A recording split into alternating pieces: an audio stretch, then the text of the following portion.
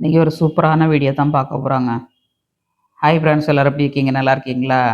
இன்றைக்கி இட்லிக்கு மாவாட்ட போகிறாங்க. கருப்பு உளுந்து வச்சு இட்லிக்கு மாவாட்ட போகிறேன். எப்படி ஆட்டுறதுன்னு பார்க்கலாம். வெள்ளை உளுந்து யூஸ் பண்ணாதீங்கங்க. கருப்பு உளுந்து போட்டு இட்லியை வச்சு சாப்பிடுங்க. நான் இன்றைக்கி கருப்பு உளுந்தில் தான் பண்ண போகிறேன். நம்ம வெள்ளை உளுந்து சாப்பிட்றதுல பிரயோஜனமே கிடையாதுங்க. கருப்பு உளுந்து சாப்பிட்டிங்கன்னா நல்ல உடம்பு ஆரோக்கியமாக இருக்கும். அந்த நாள்லலாம் கருப்பு உளுந்து தான் யூஸ் பண்ணாங்க. உடல் அவ்வளோ ஆரோக்கியமாக இருந்துச்சு எல்லாருக்குமே.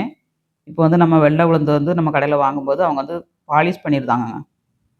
வெள்ளையாக இருக்கணுங்கிறதுக்காண்டி பாலிஷ் பண்ணி கொடுக்காங்க. அதில் ஒரு சத்தும் கிடையாது நமக்கு. கருப்பு உளுந்து நீங்கள் உடச்ச உளுந்துனாலும் வாங்கி போட்டுக்கிடலாம்.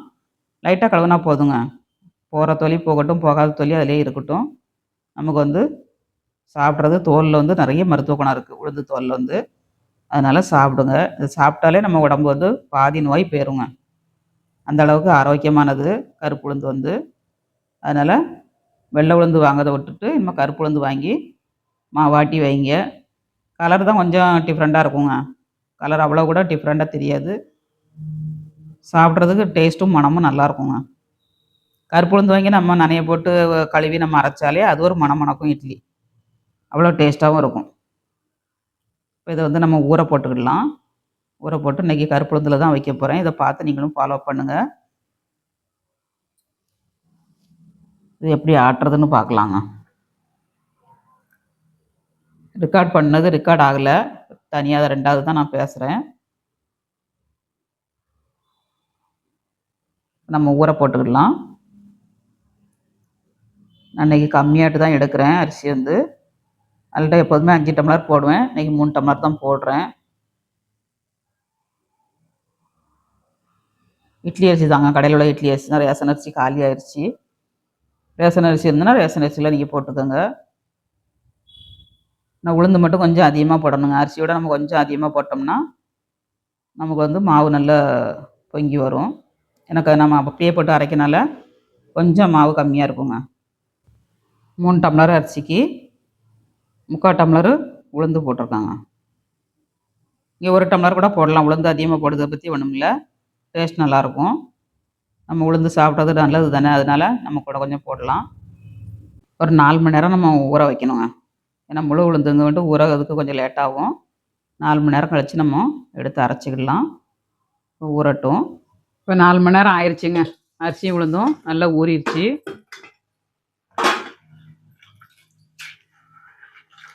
லேசாக கையை கொண்டு பிசைஞ்சு நம்ம அரைச்சி எடுத்துடணுங்க. நல்ல கழுவாண்டாம் தோல்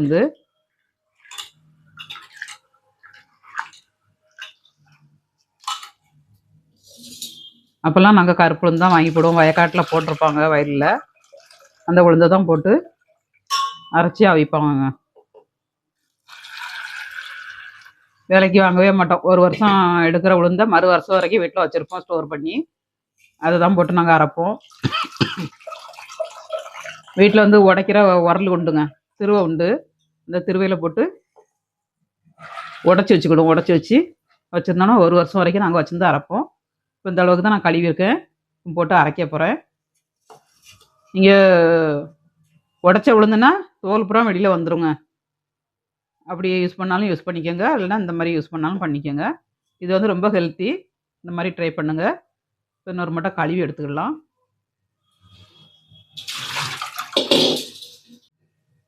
இப்போ கழுவி எடுத்தாச்சுங்க. நம்ம அரைச்சி எடுத்துக்கலாம்.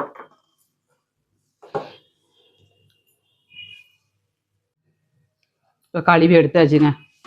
நம்ம அரைச்சி எடுத்துக்கலாம். இப்போ கிரைண்டரை கழுவி எடுத்தாச்சுங்க. எப்போ அரைச்சாலும் சரி கிரைண்டர்லாம் கழுவிட்டு தான் நம்ம அரைக்கணுங்க.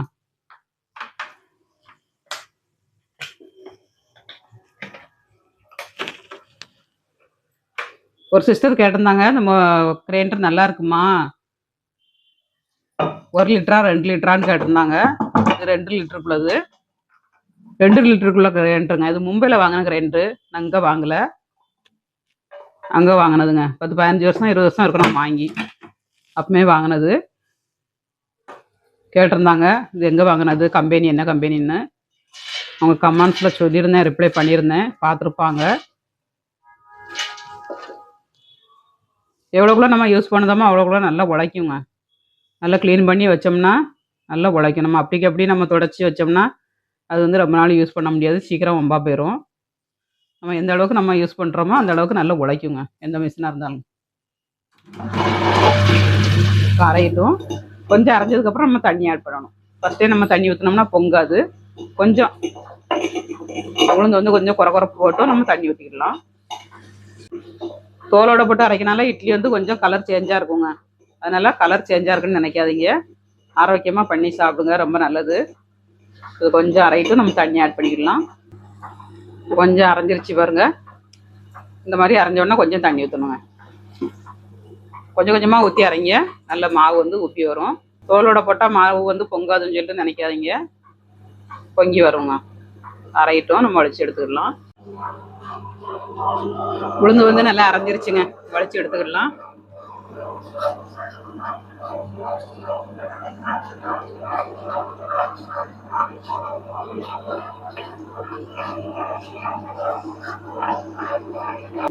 உளுந்த வந்து வலிச்சாச்சு, நம்ம அரிசி போட்டுக்கலாம்.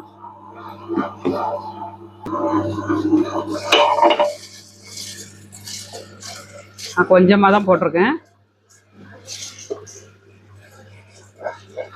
3 டம்ளர் அரிசி தான் போட்டிருக்காங்க.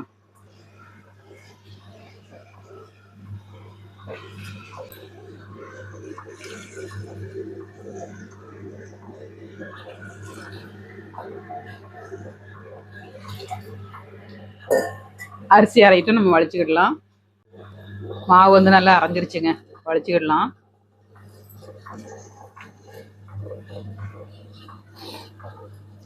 நான் எப்போதும் இந்த டப்பாவில் தான் அரைப்பேன். பொங்கி சாடாது, நமக்கு கொஞ்சம் மாவு இருந்தாலும் பொங்கி சாடாதுங்க. நம்ம காலையில் எழுந்திரிச்சு கரைச்சி வேறு பாத்திரத்தில் வலிச்சு வச்சுக்கிடலாம். அதனால நான் அந்த பாத்திரத்தில் தான் வலிச்சு கரைச்சி வைப்பேன் மாவை.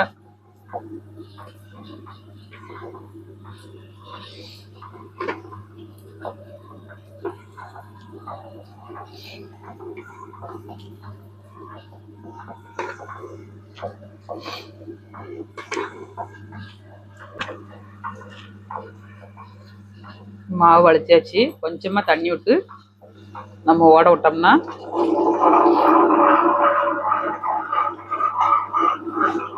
இந்த உரலில் இருக்க மாவெல்லாம் வந்துடும்.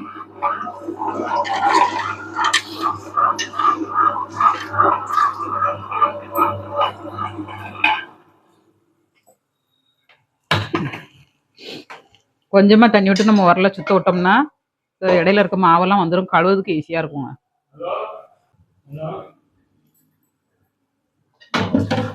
இது மாவோட ஆட் பண்ணிக்கலாம்.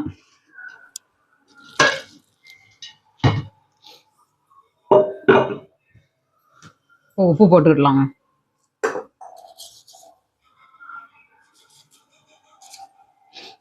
உப்பு ஆட் பண்ணியாச்சு, கரைச்சி வச்சுக்கிடலாம்.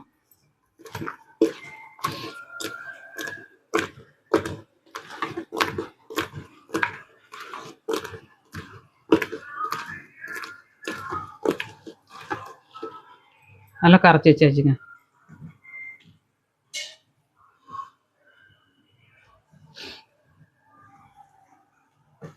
இது வந்து நமக்கு பொங்கி வெளியில் வராது. மாவு வந்து காலையில் இருந்துச்சு நம்ம கரைச்சி வேணுங்கிறத எடுத்து பாக்கிய பிரிச்சுக்கலாம் வச்சுக்கலாங்க. இதை மூடி வச்சுக்கிடலாம். சூப்பராட்டு மாவு அரைச்சாச்சுங்க. காலையில் இருந்துச்சு நம்ம இட்லியை வைக்கலாம். எவ்வளோ சாஃப்டாக வருது பாருங்கள். மாவு வந்து கருப்பாவாங்க இருக்குது, லைட்டாக கருப்பாக இருக்குது. அது என்ன செய்யும்? ஒன்றும் செய்யாது நமக்கு. இந்த மாதிரி ஹெல்த்தியாக பண்ணி சாப்பிடுங்க. மாவு வந்து வலிச்சு வச்சாச்சுங்க. காலையில் எழுந்துச்சு நம்ம இட்லியை வச்சுக்கிடலாம்.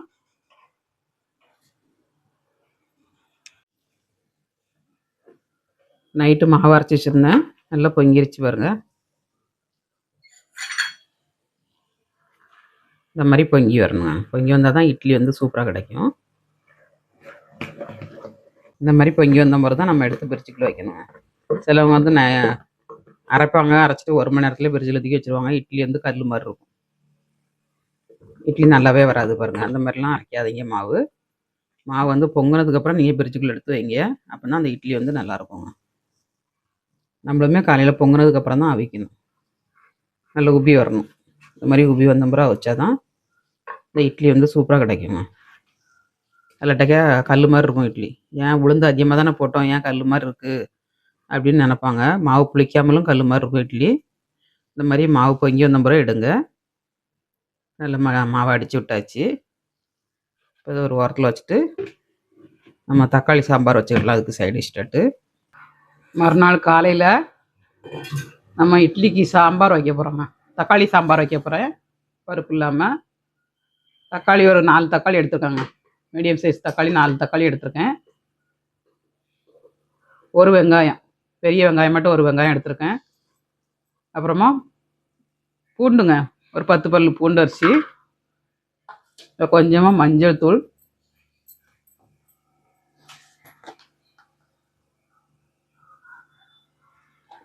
அப்புறமா சாம்பார் பொடிங்க. லாஸ்ட்டில் போடனாலும் போட்டுக்கலாம், நீங்கள் ஃபஸ்ட்டே ஆட் பண்ணாலும் ஆட் பண்ணிக்கோங்க. சாம்பார் பொடி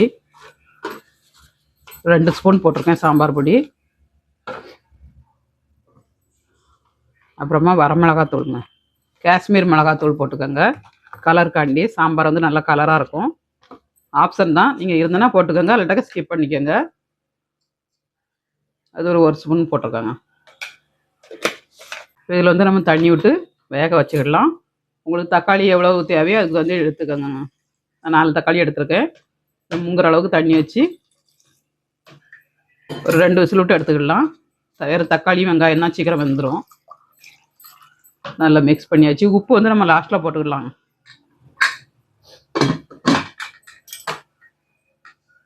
குக்கரில் வச்சு 2 விசில் விட்டு எடுத்துக்கிடலாம். அடுப்பை ஆன் பண்ணிவிட்டு 2 விசிலுக்கு வச்சு எடுத்துக்கிடலாம். 2 விசில் விட்டுருச்சு, நம்ம எடுத்துக்கிடலாம். இதை இறக்கிட்டு நம்ம இட்லிக்கு மாவு ஊற்றி வச்சுக்கிடலாம். அதுக்குள்ளே இட்லி தட்டில் எண்ணெய் தடவிடலாங்க. இது துணி போட்டு அவிக்கனாலும் அவிக்கலாம், எண்ணெய் தடவி அவிக்கனாலும் அவிக்கலாம்.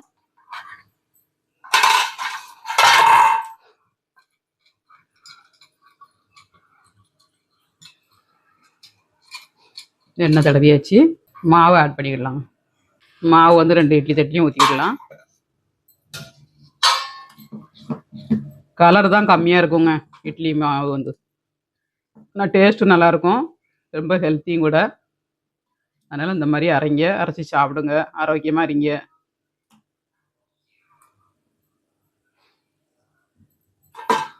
முக்கால் தட்டு ஊற்றுங்க, ஃபுல்லாக மேலே வரைக்கும் ஊற்றாதீங்க.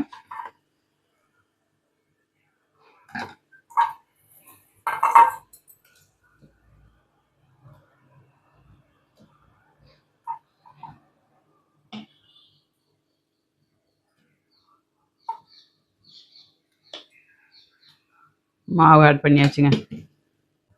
இட்லி குக்கரில் எடுத்து வச்சுக்கிடலாம். இப்போ இட்லிக்கு தண்ணி வந்து நல்லா சூடாயிருச்சுங்க. மாவு வச்சுக்கிடலாம். தட்டு வந்து நம்ம வைக்கும்போது ஒன்றுக்கு மேலே ஒன்றும் இருக்கக்கூடாதுங்க. நம்ம அடியில் வந்து வேர்த்து அதில் தண்ணி விழுந்துச்சுன்னா அடியில் இருக்க இட்லி வந்து கொஞ்சம் ஒரு மாதிரியே தெரியும். அதனால் இட்லிக்கு மேலே வைக்காமல் கொஞ்சம் இங்கே மாதிரி திருப்பி வைங்க,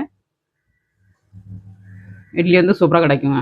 அதில் அடியில் வேர்த்து அந்த இட்லி மேலேயே தண்ணி சொட்டு விடும்போது அந்த இட்லி வந்து பார்க்கறதுக்கு கொஞ்சம் நொசு நொசுன்னு இருக்குங்க. அதனால் கொஞ்சம் திருப்பி வைங்க, இட்லி சூப்பராக கிடைக்கும். அடியில் இருக்க தட்டும் சிலவங்களுக்கு வந்து அடியில் இருக்க தட்டு வந்து இட்லி வலுவலுன்னே இருக்கும். அதுக்கு காரணம் அதுதான். அதனால் கரெக்டாக வச்சு அவிங்க, நீங்களும் இட்லி சூப்பராக அவிக்கலாங்க. 10 நிமிஷம் அவிட்டோம். அதுக்குள்ளே வெங்காயம் தக்காளி எப்படி இருக்குன்னு பார்க்கலாம். தக்காளி வெங்காயம் நல்லா ஏற இறங்கிடுச்சு, ஓப்பன் பண்ணிடலாம். சூப்பராக வந்துருக்குங்க. தக்காளி வந்து சூப்பராக வந்துருக்குங்க. இதுலேருந்து தண்ணி வந்து நம்ம எடுத்துக்கலாம். தண்ணியை எடுத்துட்டு மசிச்சோம்னா சீக்கிரம் மசிஞ்சிருங்க.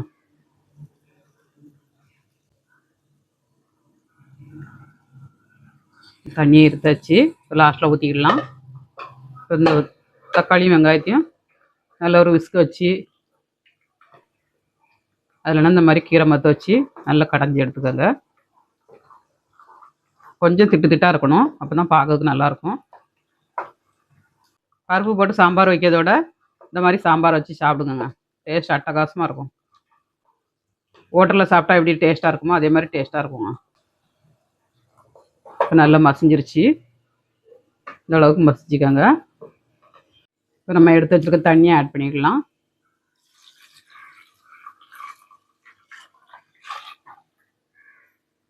கொஞ்சம் தண்ணியாக வைக்கணுங்க. நம்ம இதில் லாஸ்ட்டில் கொஞ்சம் கடலை மாவு ஆட் பண்ண போகிறோம். அதனால் கொஞ்சம் தண்ணியாக வச்சுக்கோங்க. அப்படின்னா டேஸ்ட் நல்லாயிருக்கும். நம்ம உப்பு மட்டும் ஆட் பண்ணணுங்க. மதியெல்லாம் ஆட் பண்ணியாச்சு.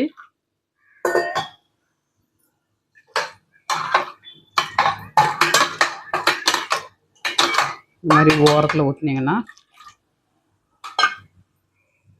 உங்களுக்கு ஓரத்தில் இருக்கிறதெல்லாம் கீழே வந்துடுங்க. உப்பு ஆட் பண்ணிக்கலாம்.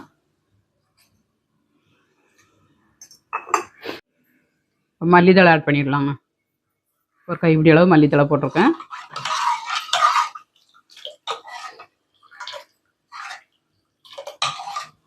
இதை கொதிக்க வச்சு எடுத்துக்கிடலாம். கொஞ்சம் தண்ணி ஆட் பண்ணிக்கிடுதேன். நம்ம மாவு ஊற்றும் போது திக்காகுங்க. நீங்கள் வந்து இட்லி மாவு ஊற்றிடலாம், அதே மாதிரி கடலை மாவு ஊற்றலாம், அப்புறமா பொட்டுக்கடலை மாவு ஊற்றலாங்க. மூணில் எது வேணாலும் ஊற்றிடலாம், டேஸ்ட்டாக இருக்கும். இதை கொதிக்க வச்சு எடுத்துக்கிடலாம். இட்லி இறக்கிட்டு இப்போ இட்லி அவிஞ்சிருக்கான்னு பார்க்கலாங்க. சூப்பராக அவிஞ்சிருச்சுங்க. நல்லா ஒட்டாமல் வந்துருச்சுன்னா எடுத்துருங்க. இதை கீழே இறக்கிடலாம். சாம்பார் அடுப்பில் வச்சுக்கிடலாம். கொதிக்கட்டும். அப்புறமா நம்ம மாவு கரைச்சி ஊற்றிக்கிடலாம். கடலை மாவு வந்து ஒரு 2 ஸ்பூன் எடுத்துருக்காங்க. 2 ஸ்பூன் கடலை மாவு எடுத்துருக்கேன். இதில் கொஞ்சம் தண்ணி விட்டு நம்ம கரைச்சி வச்சுக்கிடலாம். கட்டி இல்லாமல் கரைச்சிக்கோங்க.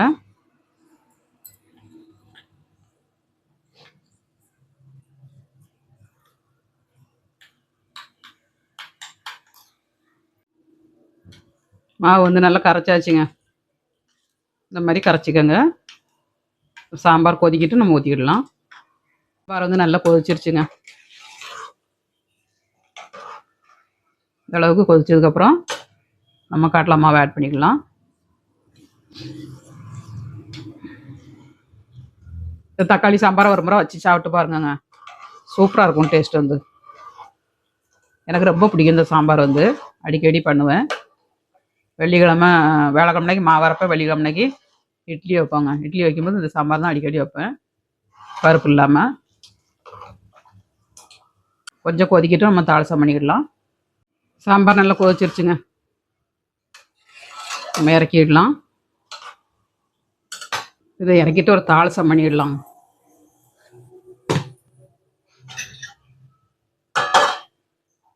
இதில் எண்ணெய் இருக்குது இந்த கடாயில், அதிலே தாளிசம் பண்ண போகிறேன்.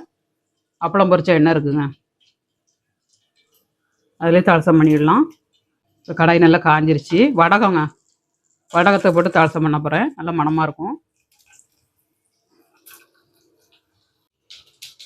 ஒரு 3 வரமிளகாய் போட்டுக்கலாம்.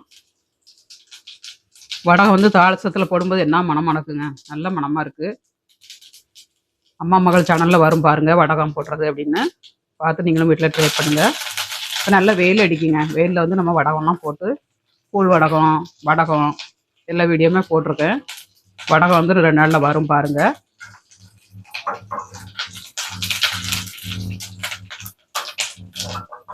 தாளிசம் ரெடி ஆயிடுச்சுங்க.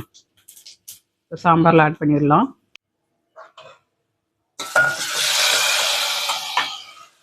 அருமையான தக்காளி சாம்பார் ரெடி. எம்மி எம்மி சாம்பார் வச்சாச்சுங்க. இப்போ வேற ஒரு பாத்திரத்தில் மாற்றிடலாம் நம்ம.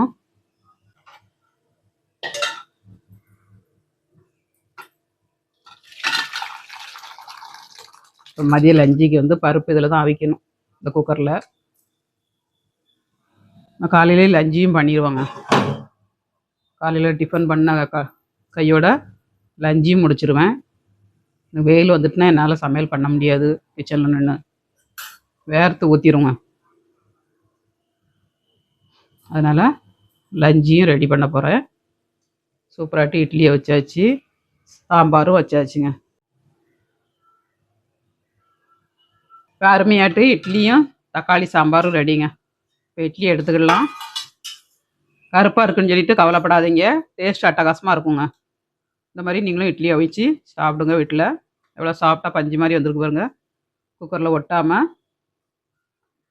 எம்மியாக இருக்குது.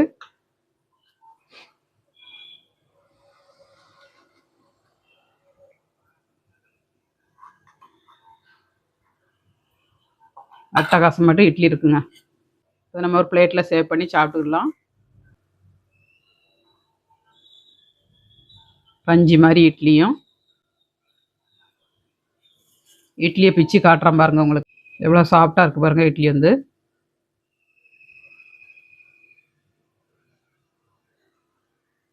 நல்லா பஞ்சு மாதிரி இருக்குங்க. இட்லி வந்து பார்த்தீங்களா? இந்த மாதிரி நீங்களும் வீட்டில் ட்ரை பண்ணுங்கள். லைட்டாக தாங்க கருப்பாக இருக்குது. இது ஒன்றும் செய்யாது. சாப்பிடுங்க, நல்லா சாப்பிட்டு ஆரோக்கியமாக இருங்க. இப்போ இட்லியோட சாம்பார் ஊற்றிக்கலாம்.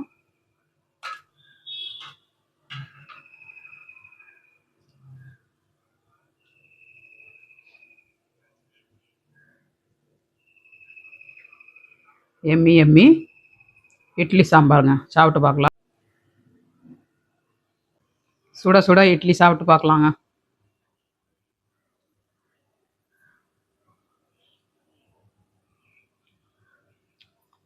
சூப்பராக இருக்குங்க. டேஸ்ட்டும் நல்லா இருக்குங்க. இட்லி வந்து நல்லா மணமாகவும் இருக்குது. நீங்களும் உங்கள் வீட்டில் ட்ரை பண்ணுங்கள். ட்ரை பண்ணிட்டு எப்படி வந்துச்சுங்க கமெண்ட்ஸ் பண்ணுங்கள். அட்டகாசமாக இருக்குங்க. உண்மையிலேயே அட்டகாசமாக இருக்குது. எதுக்கு நம்ம தோலை வேஸ்ட் பண்ணணும்? அப்படியே நம்ம அரைச்சி சாப்பிட்டோன்னா நமக்கு உடம்பு வந்து ஹெல்த்தியாக இருக்கும். அதனால் இந்த மாதிரி நீங்களும் வீட்டில் அரைச்சி சாப்பிடுங்க. ஆரோக்கியமாக இருங்க. ஸ்டவ்வோட சமைக்கும்போது அன்போடு சமைங்கங்க. சுமாராக இருக்க சாப்பாடு கூட சூப்பராக இருக்கும். கரெக்டு தானே? வீடியோ பிடிச்சிருந்தா லைக் பண்ணுங்கள். பாய்.